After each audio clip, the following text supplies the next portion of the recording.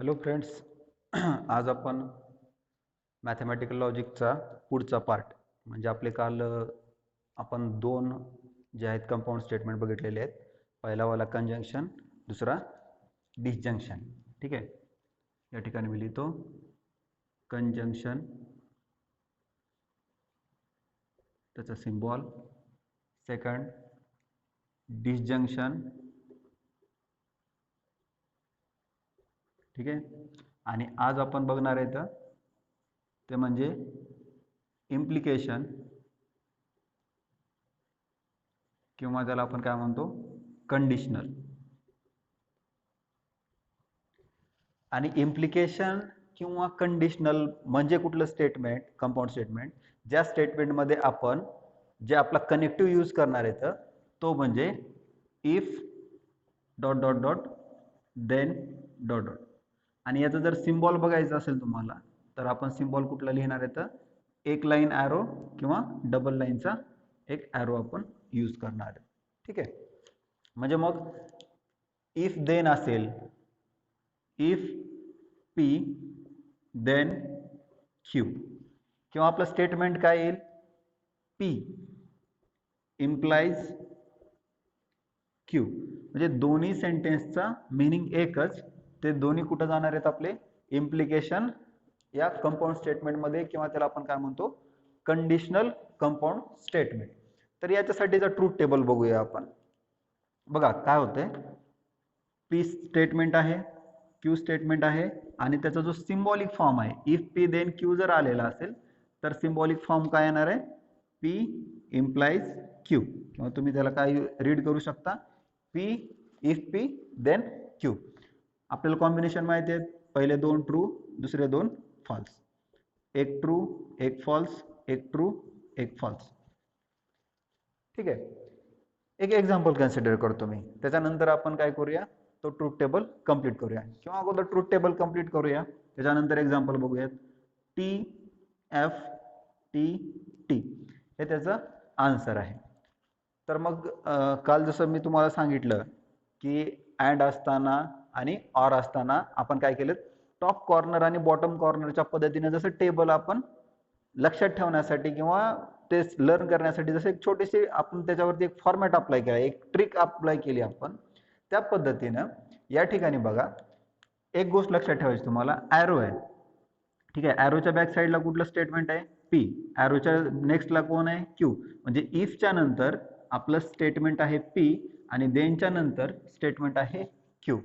तर आपल्याला हे जे ॲरो आहेत पी कडून कुठे चालले तर क्यू, हे ॲरो देत असताना आपल्याला ज्या स्टेटमेंटकडून ॲरो निघतोय त्या स्टेटमेंटच्या कॉलममध्ये हे ॲरो द्यायचे. हे दिल्याच्या नंतर नेक्स्ट स्टेप काय करायची तुम्हाला? बॅक साईड चेक करायची. बॅक साईडला जर फॉल्स असेल तर बघा तुमचे आन्सर काय लागले तर दोन्ही ट्रू. म्हणजे बॅक साईड जर फॉल असेल पाठीमागची, म्हणजे इफच्या नंतरचं जे स्टेटमेंट आहे पी ते जर फॉल्स असेल तर डोळे बंद करून आपण काय करू शकतो? ट्रू लिहू शकतो.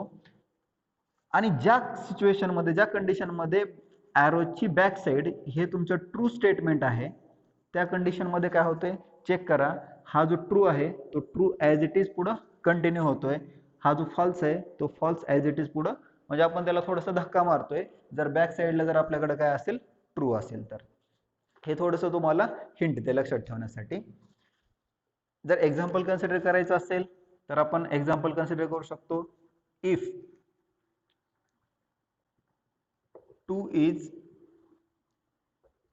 even then 12 is divisible by 2. ठीक आहे, हे दोन स्टेटमेंट आपण कन्सिडर केलेले आहेत. बघा पहिल्या स्टेटमेंटला आपण काय म्हणूया? पी म्हणूया. दुसऱ्या स्टेटमेंटला काय म्हणूया? क्यू म्हणूया. इफ आहे, देन आहे. ठीक आहे, इफ आणि देनला जोडून आलेलं कंपाऊंड स्टेटमेंट आहे. बघा 2 इज इवन, 2 हा इवन नंबर आहे, ट्रू आहे. ठीक आहे, देन 12 इज डिव्हिजिबल बाय 2, 12 ला 2 ने निशेष भाग जातो का? जातो, ट्रू आहे. तर त्याचं फायनल आन्सर तुम्ही काय सांगणार? ट्रू सांगणार. आता याच्यामध्ये थोडेसे चेंजेस करून घेऊया, म्हणजे अकॉर्डिंग टू युअर टेबल. समजा पहिलं ट्रूच आहे त्याच्यानंतर मी दुसऱ्याला काय करतोय, थोडंसं करेक्शन करतोय. 12 च्या ऐवजी मी काय करतोय, इथं 13 लिहितो. बघा 2 इज इवन नंबर, ट्रू आहे. सेकंड कंडिशन आपण चेक करतोय.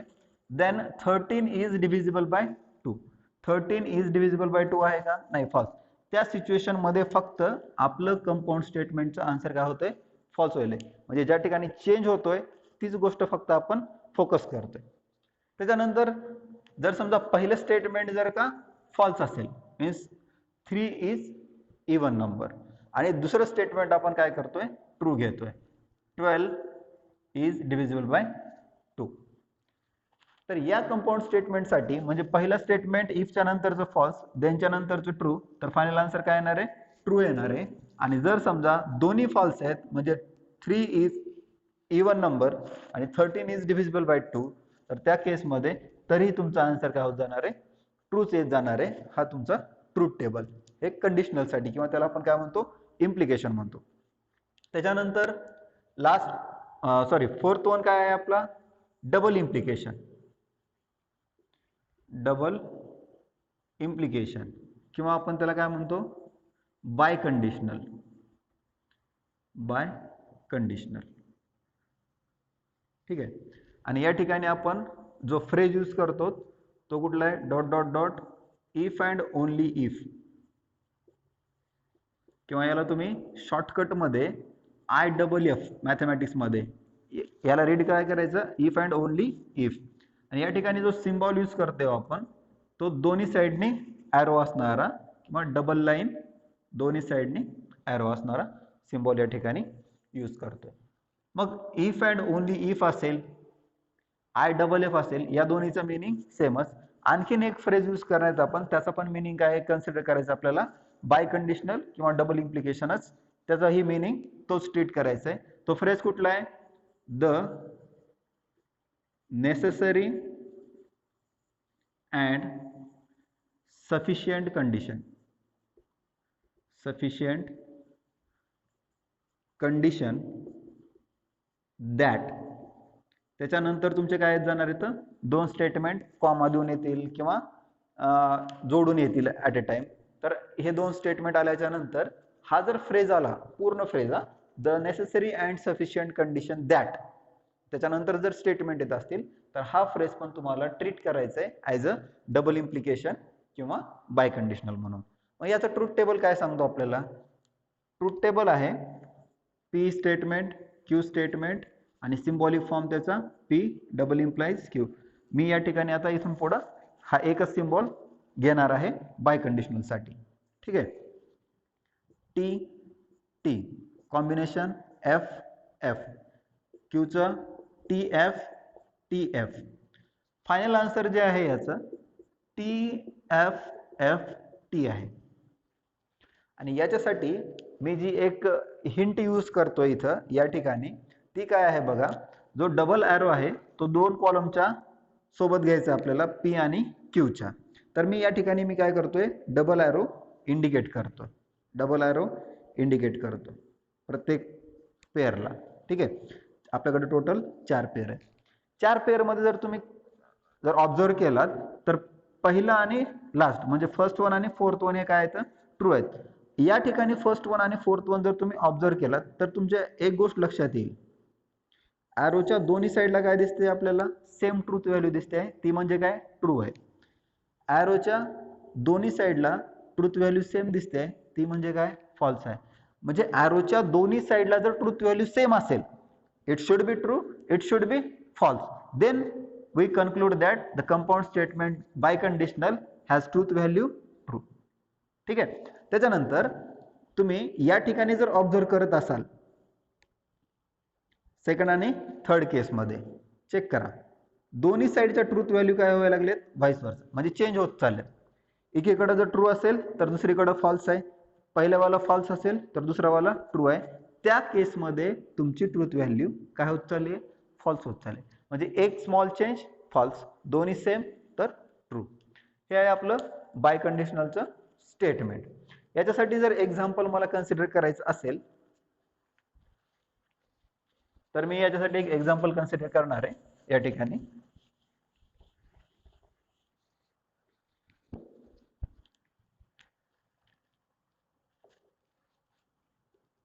an angle is a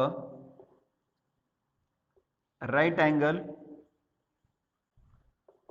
if and only if it measures 90 degree. ठीक आहे, हे स्टेटमेंट मी कन्सिडर केलेलं आहे. बघा स्टेटमेंटमध्ये दोन स्टेटमेंट आलेत. Simple statement, an angle is a right angle. Connective कुठला यूज करतोय मी?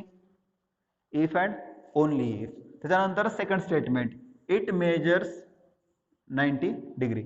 जर तुम्ही त्याचं मेजरमेंट घेतलात आणि तो जर 90 डिग्री दाखवत असेल अँगल, तर तो काय आहे? राईट अँगल आहे.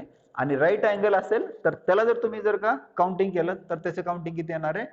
तुमचं 90 डिग्री येणार आहे. इफ अँड ओनली इफचं स्टेटमेंट म्हणजे काय? तर इफ अँड ओनली इफचं स्टेटमेंट म्हणजे दोन्ही साईड त्याच्या प्रूव्ह झाल्या पाहिजेत. म्हणजे पहिला स्टेटमेंट घ्या, angle is a right angle, तर तो सॅटिस्फाय केला पाहिजे की त्याचं मेजर किती आलं पाहिजे? 90 डिग्री आलं पाहिजे. आणि एखाद्या अँगलचं तुम्ही मेजरमेंट घेताय ते 90 डिग्री येते, तर ती कंडिशन ते रिव्हर्सली काय झाली पाहिजे? सॅटिस्फाय झाली पाहिजे. ती म्हणजे कुठली? तो राईट अँगल. त्याला आपण काय म्हणू शकतो? Right angle. म्हणजे दोन्हीकडून सिच्युएशन काय झाले पाहिजेत? फुलफिल झाल्या पाहिजेत. तुम्ही मे बी थेरम मध्ये वगैरे अशा प्रकारचे स्टेटमेंट मॅक्सिमम बघितलेले आहेत. ठीक आहे, बघा पहिलं स्टेटमेंट ट्रू आहे, दुसरं स्टेटमेंट ट्रू आहे, तर आपली फायनल आन्सर काय येणार आहे? ट्रू येणार आहे. आता मी डायरेक्ट जम्प करतोय लास्टला, म्हणजे दोन्ही स्टेटमेंट जर फॉल्स असतील तर अन अँगल इज राईटच्या ऐवजी आपण काय करूया? अन ॲक्यूट. आणि 90 डिग्रीच्या ऐवजी मी काय करणार इथं? 100 डिग्री. ठीक आहे, an angle is an acute angle if and only if it measures 100 degree. म्हणजे दोन्ही स्टेटमेंट जर आपण फॉल्स घेतले तर आपला आन्सर काय येणार आहे? तरी त्या सिच्युएशन मध्ये आपला आन्सर ट्रूच येणार आहे. ठीक आहे, असंच तुम्ही हे या दोघांसाठी पण आपण एक्झाम्पल कन्सिडर करू शकतो. येणारे एक्झाम्पल आपल्या नेक्स्ट एक्सरसाइज मध्ये आपण 1 बाय 1 घेणारच आहे. जास्त डबल इम्प्लिकेशन वरती नाही येत, इम्प्लिकेशन वरती नाही येत, तरी पण जेवढे काही येतील तेवढे मी तुम्हाला सॉल्व्ह करून देणार आहे. Next, last but not the list, compound statement म्हणजेच आपला जो कनेक्टिव्ह आहे तो कुठला आहे? नॉट, म्हणजे नकारार्थी वाक्य. ठीक आहे, तो लास्ट वन, फिफ्थ वन काय सांगतो तो? त्याला आपण म्हणतो निगेशन.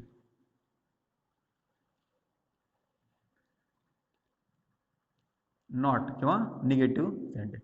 आणि त्याचं सिम्बॉल आहे तुमचं, आपण जे ट्रायंगल या टॉपिक मध्ये 10th ला वगैरे सिमिलर साठी जे काही सिम्बॉल यूज करत होतो, तर ते सिम्बॉल आपल्याला इथं निगेशन साठी यूज करायचे. सिंपल आहे. मी जर म्हटलं 2 इज इवन नंबर, ठीक आहे, तर त्याचं निगेशन म्हणजेच निगेटिव्ह स्टेटमेंट काय असेल? 2 इज नॉट इवन नंबर. एकतर तुम्ही काय करा, हेल्पिंग वर्बला नॉट जॉईंट करा, किंवा इवन नंबर जे आहे म्हणजे तो जो तुमचा ऑब्जेक्ट आहे, सब्जेक्ट वर्ब आणि ऑब्जेक्ट इंग्लिशच्या सेंटेन्स मध्ये 3 पार्ट पडतात आपले, तर त्या ऑब्जेक्टचं तुम्ही याचा अपोजिट वर्ड जरी यूज केलात तरी चालेल. पण लक्षात ठेवा की दोन्हीपैकी फक्त एकच जे काही तुम्हाला मेथड यूज करायची ती फक्त एक वेळेसच यूज करायचे, एकच कंडिशन या ठिकाणी अप्लाय करायचे. एकतर इजच्या नंतर नॉट किंवा इव्हनचा अपोजिट, दोन्ही ऍट अ टाइम करू नका. कारण आपल्याला निगेशन स्टेटमेंट काय सांगते, जर का समजा तुम्ही एक स्टेटमेंट घेताय, तुम्ही त्याचं एक वेळेस निगेशन केलं 2 इज नॉट इवन, आणि परत एकदा जर त्याचं जर तुम्ही निगेशन घेत असाल तर तुमच्या स्टेटमेंटमध्ये काहीच फरक पडत नाही, म्हणजे तुमचं ओरिजिनल स्टेटमेंट भेटून जाते. जसं आपण मॅथमॅटिक्समध्ये जसं निगेटिव्ह जसं पॉझिटिव्ह होतो, सेम टाईपमध्ये negation it becomes statement it self. Okay, तर जे निगेशन करायचं तुम्हाला ते फक्त एकच वेळेस करायचं. त्याच्यानंतर मग याचा ट्रूथ टेबल काय सांगतो आपल्याला? ट्रूथ टेबल एकदम सिंपल आहे. स्टेटमेंट एकच आहे, एका स्टेटमेंटचंही आपण काय करू शकतो? निगेशन करू शकतो. स्टेटमेंटसाठीच आपण काय करायचं? निगेशन घेणार असतं. एका स्टेटमेंटसाठी तुमच्याकडे प्रोबॅबिलिटी दोन आहेत, एक तर ट्रू असेल स्टेटमेंट किंवा मग फॉल्स असेल. ट्रू असेल तर निगेशन बी म्हणजे त्या स्टेटमेंटचा ट्रूथ व्हॅल्यू काय झाली, फॉल्स झाली. चेक करू शकता. 2 इज इवन नंबर आहे, यस ट्रू आहे आपला answer. 2 is not even number, not म्हणल्यानंतर याचं काय झालं, फॉल्स झालं. म्हणून फॉल्स असेल तर मग त्याची निगेशनची व्हॅल्यू जी असते ट्रूथ व्हॅल्यू ती काय होत जाईल, रिव्हर्स होत जाईल. फक्त उलटं करायचं तुम्हाला. ठीक आहे. This is up to your compound statement. याच्यानंतर आपल्याला एक्सरसाइज दिलेली आहे बुकमध्ये. त्या एक्सरसाइज मध्ये काही मी एक्झाम्पल तुम्हाला डिस्कस करणार आहे. त्याचे तुम्हाला आन्सर एक मे बी बुकच्या बॅक साईडला भेटतील किंवा एखाद्या तुमच्या गाईडमध्ये भेटू शकतात. पण फक्त आन्सर आपल्याला या ठिकाणी मॅटर करणार नाही. म्हणजे फक्त आन्सर लिहिणं आणि संपलं असं नाही होणार आपला. तर आपला मेन थीमच काय आहे चॅप्टरचा, मॅथमॅटिकल लॉजिक. लॉजिक म्हणजे रिझनिंग. आपल्याला प्रत्येक गोष्टीसाठी तुम्हाला काय करायचं आहे, रिझन द्यायचे. तर आपण बघूया मग क्वेश्चन कुठले कुठले आहेत आणि त्याचे आन्सर विथ रिझन काय आहे. ठीक आहे. एक्सरसाइज 1.1 जर तुम्ही चेक केला तर पहिला क्वेश्चन आहे, state which of the following are statement. म्हणजे पहिल्यांदा आपल्याला चेक करायचं आहे की दिलेल्या सेंटेन्सेस पैकी कुठले हे स्टेटमेंट आहेत. कुठले आहेत म्हणजे कुठले नाहीत ते पण चेक करायला लागेल. ठीक आहे. आहेत किंवा नाही हे दोनच तुम्हाला ऑप्शन आहेत. त्याच्यानंतर आपण स्टेटमेंटमध्ये आणखीन एक टाईप बघितला होता ओपन सेंटेन्सचा. त्याची पण डेफिनेशन तुम्ही जर नोट्स काढले असतील तर ते तुमच्या समोर ठेवा, म्हणजे तुम्हाला इझी जाईल ते अंडरस्टँडिंग होण्यासाठी. त्याच्यानंतर म्हटलेलं आहे जस्टिफाय, की ते आन्सर तुमचं स्टेटमेंट आहे तर का आहे, नाही तर काही तुम्हाला त्याचं रिझन द्यायची गरज नाही. ठीक आहे. किंवा रिझन दिलं तरी हरकत नाही. इन केस ऑफ स्टेटमेंट, जर तुमचं ते स्टेटमेंट असेल स्टेट इट्स ट्रूथ व्हॅल्यू, तर तुम्ही ऑब्विसली त्याची ट्रूथ व्हॅल्यू काढू शकता. तर त्याची ट्रूथ व्हॅल्यू तुम्हाला काय करायची या ठिकाणी सांगायची. मी त्याच्यापैकी पहिले एक्झाम्पल कन्सिडर करतोय. 5 + 4 = 30. ठीक आहे. 5 + 4 = 30. सिंपल आहे. ॲडिशन दिलेलं आहे, बेरीज सगळ्यांनाच येते. नसेल येत तर त्याच्यासाठी मला एक व्हिडिओ स्पेशल बनवावा लागेल. टेन्शन घेऊ नका, ते पण करायला आपण तयार आहे. ठीक आहे. 5 + 4 = 30. As we know, the addition of number 5 + 4 = काय यायला पाहिजे, 9 यायला पाहिजे. अडचण काही नाही. 9 ची जागा फक्त कोण घेतलेली आहे, 30 ने घेतलेली आहे. ॲडिशन आहे, नंबर आहे, इक्वल टू साइन आहे, पण दिलेलं आन्सर हे काय आहे, चुकीचं आहे, म्हणजे फाल्स आहे. मग तुम्ही आन्सर मध्ये काय लिहिणार, yes it is a statement. Yes it is statement and truth value f. बस एवढं 2 लाईन लिहायला विसरू नका. आन्सर कधी तुमचं कंप्लीट असावं जेणेकरून तुमचे मार्क हे कट होणार नाही फायनल बोर्ड एक्झामच्या दृष्टिकोनातून. ठीक आहे. त्याच्यानंतर एक एक्झाम्पल आलेलं आहे आपल्याकडं, x - 3 = 40. x - 3 = 40. ठीक आहे. बघा अशा प्रकारचं एक्झाम्पल आपण कुठं बघितलेलं होतं, कुठल्या कन्सेप्टमध्ये बघितलेलं होतं, लक्षात येते का, चेक करा. या ठिकाणी x दिलेला आहे, हा x व्हेरिएबल आहे. x मधून तुम्हाला 3 ला सबट्रॅक्ट करायचं आहे जेणेकरून तुमचं आन्सर हे काय 14 येईल. म्हणजे या हे सेंटेन्स आहे, स्टेटमेंट आहे, पण या स्टेटमेंटचे जे व्हॅल्यू आहे ट्रूथ व्हॅल्यू ती x वरती डिपेंड आहे. पण त्या x वरती जी कंडिशन आहे ती आपल्याला या ठिकाणी दिलेली नाही. The truth value of a sentence is depends upon some situation, but that situation is not given in that sentence. That sentences are called open sentence. Open sentence म्हणजे हा आपला कुठल्या टाइपचा झाला की ओपन सेंटेन्स झाला, की डिपेंड करते कोणावरती, x वरती. इथे तुम्ही रिझन लिहू शकता. x = जर मी 17 लिहिलेलं असेल तर ट्रूथ व्हॅल्यू काय येईल, ट्रू येईल. आणि x नॉट इक्वल टू जर 17 लिहिलेलं असेल तर माझी ट्रूथ व्हॅल्यू काय येणार आहे, फॉल्स. ते तुमच्या माहितीसाठी किंवा अंडरस्टँडिंगसाठी तुम्ही घेऊ शकता. थर्ड वन काय सांगतो, क्लोज द डोर.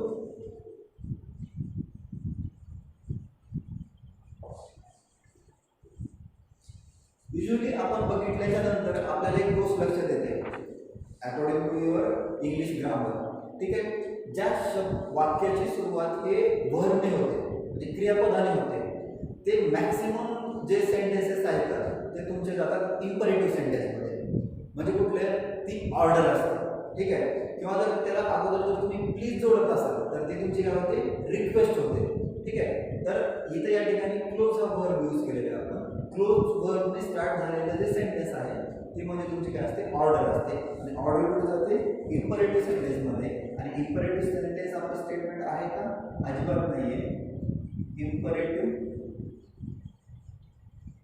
सेंटेन्स असं लिहू शकता तुम्ही त्या ठिकाणी. Therefore it is not statement, ठीक आहे.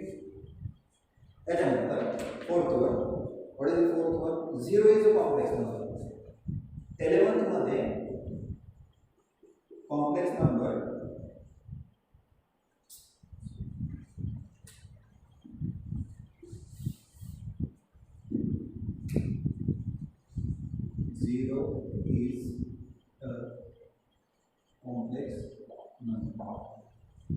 बघा कॉम्प्लेक्स नंबर म्हणजे काय माहिती आहे का? चला लक्षात घ्या. Z is equal to a plus ib where a comma b belongs to real number and I is equal to square root of -1.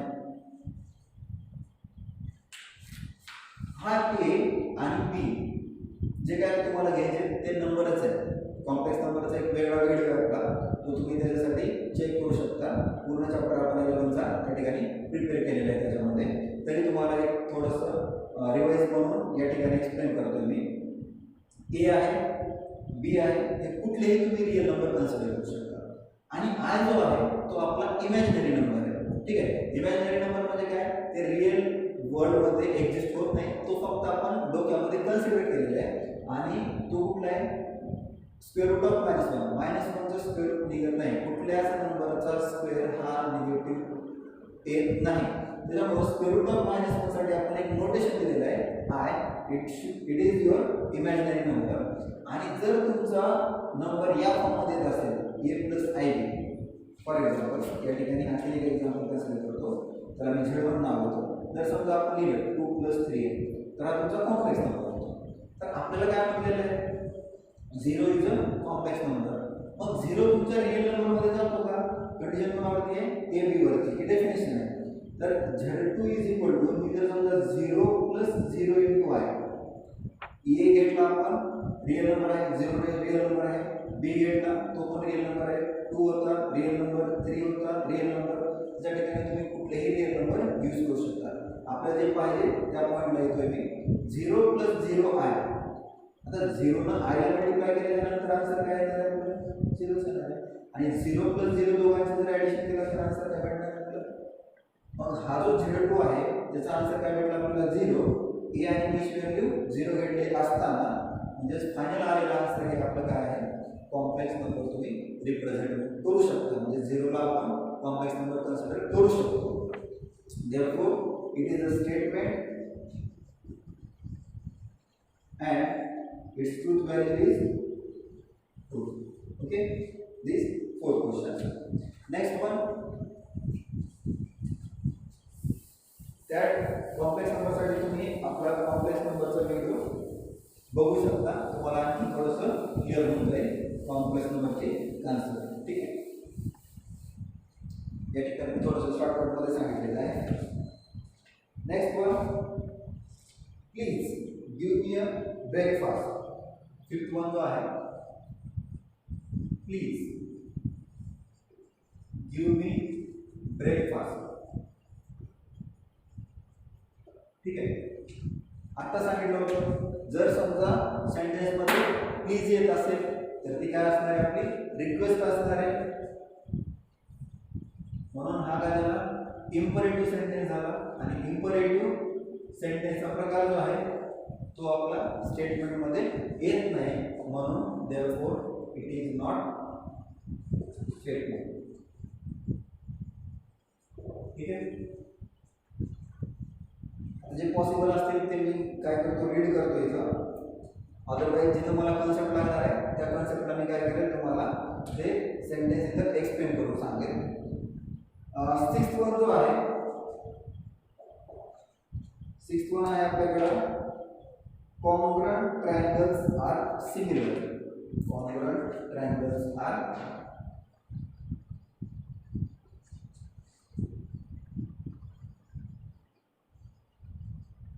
similar.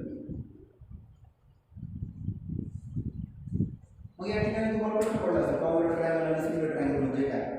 Simple आहे. कॉन्ग्रुएंट ट्रायंगल कशाला म्हणतो आपण? असे ट्रायंगल ज्यांच्या साइड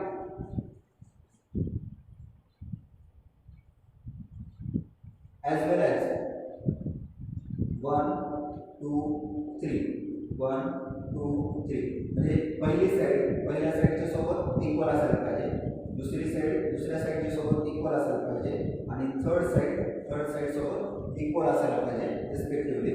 त्याच्यानंतर हा फर्स्ट जर कोण अँगल कन्सिडर करत असेल तर तो फर्स्ट अँगल सोबत इक्वल झाला पाहिजे. सेकंड अँगल जर कन्सिडर करत असेल तर तो सेकंड अँगल सोबत इक्वल झाला पाहिजे आणि थर्ड अँगल जर कन्सिडर करत असेल तर थर्ड अँगल सोबत इक्वल झाला पाहिजे.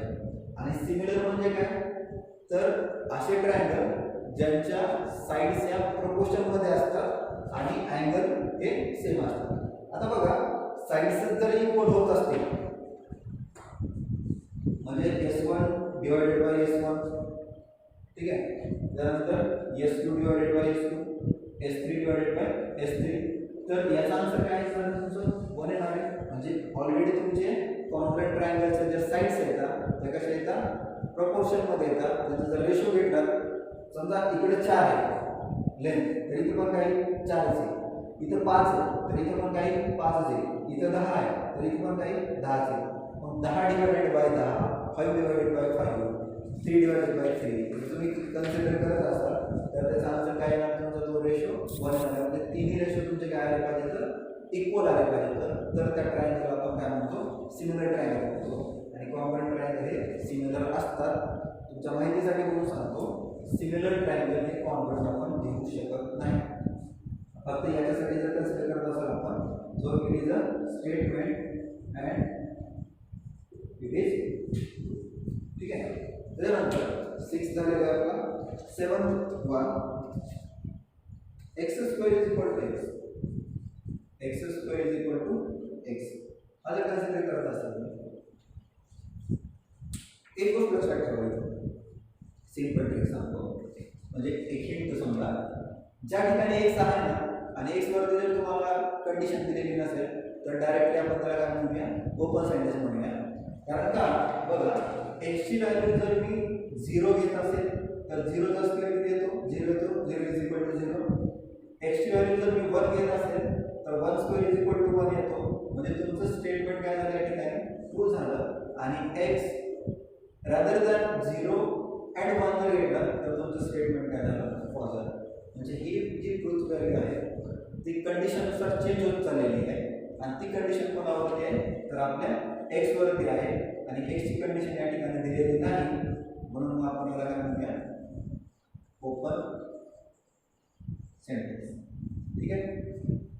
त्याच्यानंतर 8th one, a quadratic equation cannot have more than 2 roots. As we know, for linear equation, जर आपण लिनियर इक्वेशन कन्सिडर करू तर त्या ठिकाणी समजा x + 4 = 7 आहे. तर x ची या ठिकाणी आपल्याला एकच व्हॅल्यू भेटणार आहे, x - 4 + 4 असल्याला पलीकडे जाऊन -4, x = काय भेटला, 3 भेटला, एकच. x चा घातांक 1 आहे, x चा घातांक 1 आहे. घातांक 1 असेल तर त्याला आपण लिनियर म्हणतो.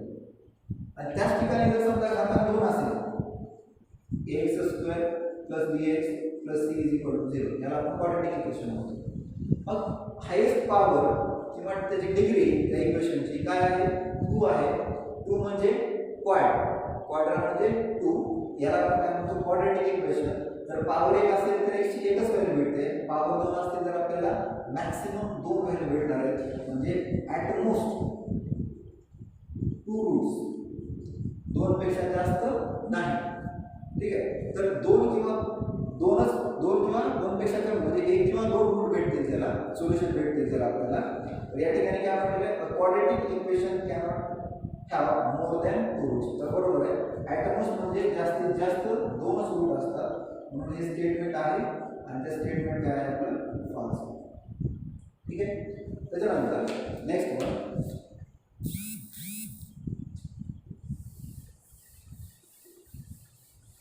काय बघा, डू यू लाईक मॅथमॅटिक्स. हे तर मी तुम्हाला सुरुवातीला सांगितलेले, म्हणजे तुम्ही पण सांगू शकता की ज्या सेंटेन्समध्ये तुम्हाला बघताक्षणी क्वेश्चन मार्क आणि एक्सक्लामेटरी साइन दिसते ते सेंटेन्सेस आपले डायरेक्टली स्टेटमेंट मधून आउट होतात, ते स्टेटमेंट मध्ये येतच नाही. ते कुठे येतात, इंटरोगेटिव्ह आणि exclamatory. 9th one, do you like maths और मॅथमॅटिक्स. हा जो क्वेश्चन मार्क आहे इथं तुमचा आन्सर आलेला आहे. It is not statement. Reason जर तुम्हाला द्यायचं असेल तर याला आपण रिझन देऊ शकता इंटरोगेटिव्ह. ठीक आहे, इंटरोगेटिव्ह सेंटेन्स असल्यामुळं नॉट स्टेटमेंट. ठीक आहे. त्याच्यानंतर आलेलं आहे the sun sets in the west. सूर्य कुठं मावळतो, वेस्टला मावळतो. ते तुम्हाला माहिती आहे, जनरल आपल्याला सेंटेन्स दिलेला, स्टेटमेंट दिलेलं आहे या ठिकाणी, त्याची व्हॅल्यू ट्रूथ व्हॅल्यू ट्रू लिहा. All real numbers are whole numbers. या ठिकाणी बघूया आपण, हा 10th वन आहे. होल नंबरचा सेट आपल्याला माहिती आहे. होल नंबर कुठून स्टार्ट होतात, 0 1 2 3. आणि रिअल नंबर किती आहे, रिअल नंबर इन्फायनाइटली नाही आहे. होल नंबर पेक्षा मोठा जर आपला इंटिजरचा सेट आहे. इंटिजर काय सांगतो, -2 -1 0 1 2 3 4. होल नंबर तुमचे इंटिजर्स मध्ये सामावले आहेत. जे इंटिजर्स तुमचे होल नंबर नाही, रिअल नंबर तर सगळ्याचा पप्पा आहे. म्हणजे सगळ्यात मोठा जो सेट आहे तो आपला कुठला आहे, रिअल नंबरचा सेट आहे. होल नंबर पूर्ण रिअल नंबर कसे होतील. ठीक आहे, तर ते होणार नाही. पण हे जे काय स्टेटमेंट आहे ते स्टेटमेंट ऑलरेडी दिलेलं आहे, पण त्याची ट्रूथ व्हॅल्यू फक्त आपल्याला काय आहे, फॉल्स आहे. ठीक आहे. Whole number, all real numbers are all real numbers are whole numbers. तर सगळेच्या सगळे रिअल नंबर तुमच्या होल नंबर मध्ये येत आहेत का, नाही. इंटिजरचा सेट त्याच्यापेक्षा काय होतोय, मोठा होत चाललेला आहे. ठीक आहे. Can you speak in Marathi. हा क्वेश्चन मार्क आहे. क्वेश्चन मार्क असल्यामुळं same answer interrogative, therefore it is not a statement. Next one जो आलेला आहे तो बघा, x² - 6x - 7 = 0 when x = 7. x आलेला आहे, पण x वरची कंडिशन पण त्याच्यासोबत आलेली आहे. कुठे कंडिशन, x = 7 भेटली आपल्याला. ते आता टाकून बघा फक्त, LHS = RHS होते का, होत असेल तर ट्रू, नसेल तर मग फॉल्स. पण हे स्टेटमेंट आहे कारण त्या x वरची कंडिशन त्यांनी आपल्याला या ठिकाणी स्टेटमेंट मध्ये दिलेली आहे. 7² - 6 × 7 -7 = 0 त्याला चेक करायचे. 49 42 - 7 = 0. 49 - 49 = 0. 0 = 0. पॅरलल मी दोन्ही साइड ॲट टाइम सॉल्व केलेले आहेत. तर फायनल आन्सर आपल्याला काय भेटलेला आहे, LHS = RHS भेटलेला आहे.